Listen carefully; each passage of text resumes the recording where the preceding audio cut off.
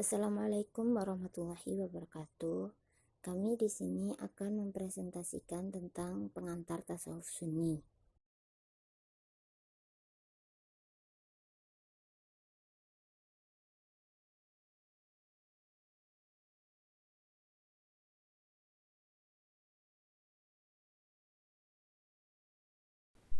Tasawuf secara epistemologis berasal dari bahasa Arab yaitu tasawafa ya tasafu tasawufan. Ada juga yang berpendapat bahwa tasawuf berasal dari kata suf yang artinya bulu domba. Yang kedua yaitu sufa, serambi Masjid Nabawi yang ditempati sebagian sahabat Rasulullah.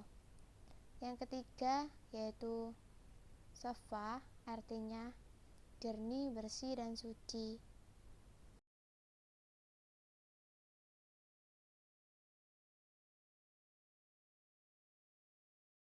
Sumber Al-Quran dan hadis. Kami mengambil dari Quran Surah Al-Baqarah ayat 186. A'udzubillahi minasyaitonirrajim. Bismillahirrahmanirrahim. Wa idza sa'alaka ibadi anni fa inni qarib ujibu da'watad da'i idza da'an falyastajibu li wal yu'minu bi la'allahum yarsyudun. Sadaqallahul adzim.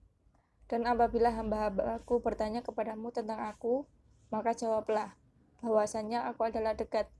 Aku mengabulkan permohonan orang yang berdoa apabila ia memohon kepadaku. Maka hendaklah mereka itu memenuhi segala perintahku, dan hendaklah mereka beriman kepadaku, agar mereka selalu berada dalam kebenaran. Kemudian dari hadis dari Abu Hurairah radhiyallahu an, Rasulullah shallallahu alaihi wasallam bersabda bahwa Allah Subhanahu wa taala berfirman, barang siapa memusuhi seorang waliku, maka aku mengumumkan peperangan terhadapnya. Tidak ada sesuatu yang mendekatkan hambaku kepadaku yang lebih aku sukai daripada pengalaman yang aku wajibkan atasnya.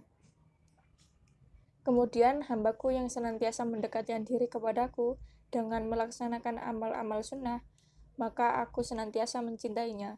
Jika aku telah cinta kepadanya, jadilah aku pendengarnya yang dengannya ia mendengar, aku penglihatannya yang dengannya ia melihat, aku tangannya yang dengannya ia berjalan.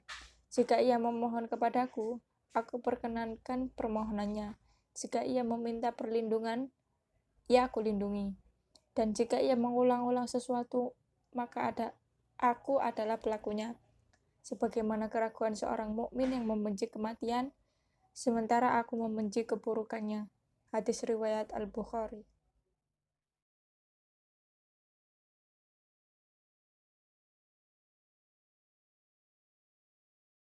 Tasawuf dibagi menjadi tiga, yaitu tasawuf akhlaki atau tasawuf sunni, yang kedua tasawuf amali, dan ketiga tasawuf falsafi.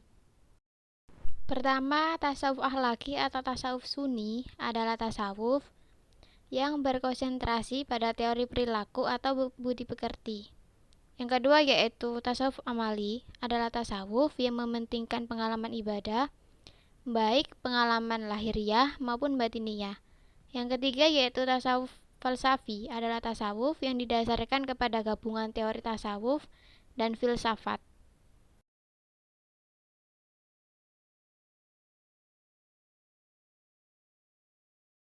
Tasawuf sunni adalah tasawuf yang berusaha untuk memadukan antara syariah dan hakikat. Dan hakikat tasawuf sunni adalah mencari cara untuk berjumpa dan berdekatan dengan Tuhan, serta menjauhkan diri dari semua yang dapat menjauhkan diri dari Tuhan.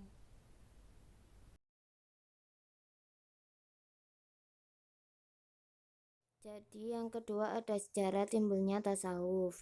Tasawuf dari segi sumber perkembangannya memunculkan pro dan kontra baik di kalangan muslim maupun kalangan non-muslim. Mereka yang menganggap tasawuf Islam sebagai sebuah paham yang bersumber dari agama lain. Pandangan ini diwakili oleh para orientalis dan mereka berusaha menulis tentang tasawuf Islam untuk mengembalikan kehidupan rohani sufi dalam Islam pada sumber asing, di samping Al-Quran dan Sunnah. Mereka mengatakan bahwa tasawuf Islam tumbuh karena terpengaruh oleh ajaran di luar Islam, antara lain ajaran agama Hindu, Persia, Nasrani, pemikiran filsafat Yunani, dan ajaran Neoplatonisme. Berikut ini beberapa pengaruh agama lain ke dalam tasawuf. 1. Hindu-Buddha. Ajaran Hindu mendorong manusia agar menyatukan jiwanya dengan dewa, yang disebut penyatuan Atman dengan Brahman, yang sama dengan Ittihad, Hulul, dan Widatu al-Wujud dalam tasawuf Islam. Sedangkan ajaran Buddha mendorong untuk mencapai nirwana dengan cara meninggalkan kehidupan dunia atau bersemedi untuk meniadakan dirinya, yang dalam tasawuf Islam disebut fana dan baqo. Kedua, Persia. Di Persia telah hidup suatu gagasan yang menganggap bahwa asal-usul segala sesuatu itu dari Tuhan. Semesta ini tidak mempunyai wujud tersendiri dan wujud yang sebenarnya hanyalah Tuhan. 3. Nasrani. Pertama, adanya interaksi antara orang Arab dan kaum Nasrani pada masa jahiliyah maupun zaman Islam. Kedua, adanya kesamaan antara kehidupan para asketis atau sufi dalam hal mereka melatih jiwa atau riyadhah dan mengasingkan diri dengan para rohib ketika sembahyang dan berpakaian. Keempat, Yunani. Kehidupan Yunani seperti filsafat telah masuk ke dunia Islam pada akhir Bani Umayyah dan puncaknya pada masa Bani Abbasiyah ketika berlangsung penerjemahan filsafat Yunani.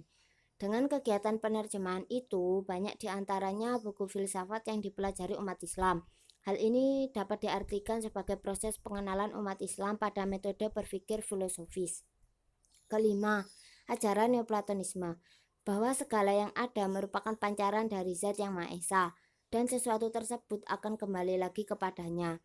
Karena itu diisyaratkan untuk mensucikan diri dari kotoran duniawi, dengan cara meninggalkannya sehingga ia dapat menyatu kembali dengannya. Seperti Al-Ghazali yang mengatakan, tidak pernah terjadi ada hamba yang dapat menyatu dengan Tuhannya lalu ia menjadi Tuhan, karena hamba tetap posisinya sebagai tercipta, sedangkan Allah sebagai penciptanya.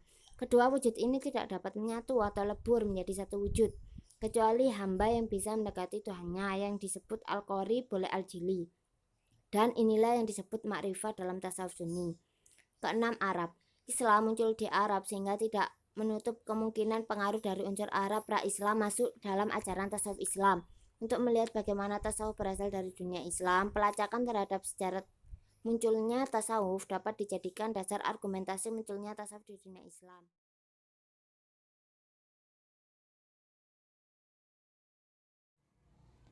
Karakteristik tasawuf Sunni. 1.